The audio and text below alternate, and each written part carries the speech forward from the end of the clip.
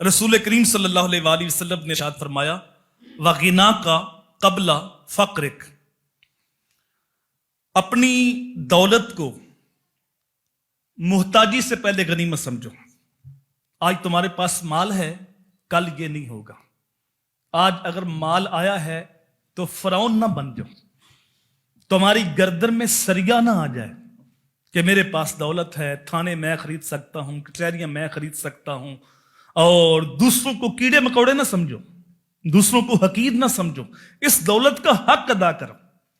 تمہیں اللہ نے دولت دے کے آزمایا ہے، اور غریب کو اللہ تعالیٰ نے دولت لے کے آزمایا۔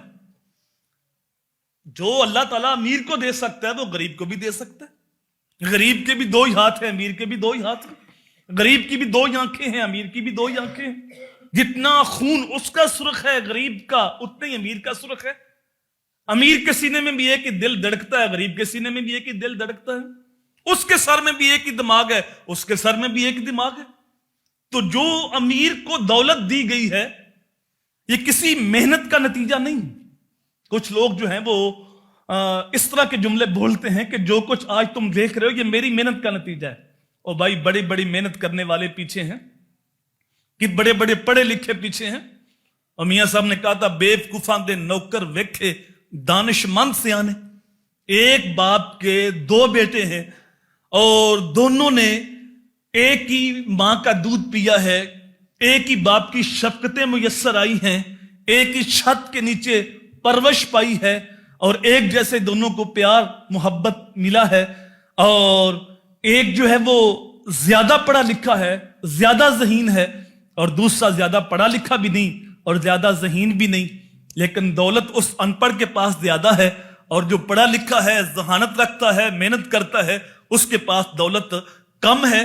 کتنی مثالیں ہمارے پاس موجود ہیں کہ ایک بندہ انگوٹھا چھاپ ہے لیکن اس کے جو پی اے ہیں وہ ماسٹر کیا ہوا ہے، ایم فل کیا ہوا ہے، پی ایچ ڈی کی ہوئی ہے۔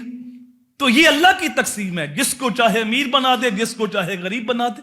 تو میاں صاحب نے کہا بیوقوفاں دے نوکر ویکھے دانش مند سے آنے۔ تو یہ جو دولت ہے یہ ماذ اللہ کا فضل ہے، جس کو چاہے عطا کرتا ہے۔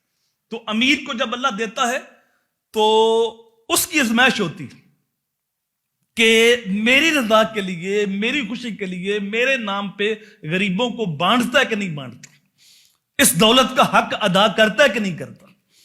اس کی ازمائش ایسے ہے۔ اور جو غریب کو نہیں دی اس کی ازمائش یہ ہے کہ یہ واہ ویلا کرتا ہے یا صبر کرتا ہے، یہ شکوہ شکایت کرتا ہے یا رب کی رضا پہ راضی رہتا ہے۔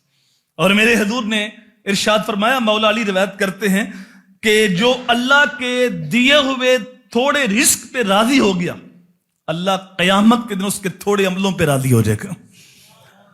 کہ تو بندہ ہو کے راضی ہو گیا تو کیا میں تیرے اوپر رب ہو کے راضی نہ ہو جاؤں؟ اگر تو تھوڑے رزق پہ راضی ہو گیا تو میں تیرے تھوڑے عملوں پہ راضی ہو گیا۔ تو جو دولت ہے اس کو غنیمت سمجھو، قبل اس کے کہ محتاجی آ جائے، فقر آ جائے، غربت آ جائے۔ دولت آج ہے کل نہیں ہوگی۔